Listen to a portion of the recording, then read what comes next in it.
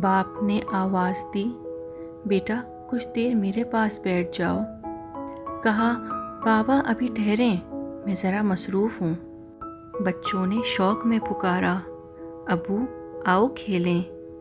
کہا، بچوں ابھی ٹھہرو، میں ذرا مصروف ہوں۔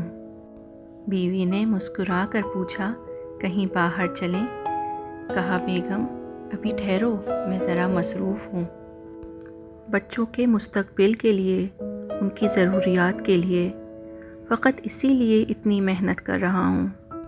بزنس کو بڑھانا ہے، خوب نام کمانا ہے، وقت بہت ہے ابھی، بس کچھ اور وقت لگانا ہے۔ قدرت نے مسکرا کر دیکھا، کہا، کیا واقعی ایسا ہے؟ کس کو پتہ کس کو کب جانا ہے۔ زندگی چلتی گئی، دن کٹتے گئے، ماں باپ چلے گئے، بچے بڑے ہو گئے۔ آج میں اسی تخت پر بیٹھا انتظار کر رہا ہوں جس پر کبھی میرے باپ بیٹھا کرتے تھے۔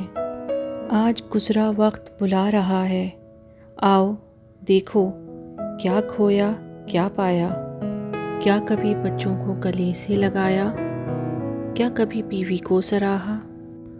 کیا تم نے ماں باپ کی خدمت کر کے جنت کو کمایا؟ نہیں، یہ سب تو نہیں کر پایا۔ گھر بڑا ضرور ہے، گاڑی بھی موجود ہے، پر وہ یادیں نہیں ہیں جن کو سوچ کر اس تنہائی کو کاٹ سکوں۔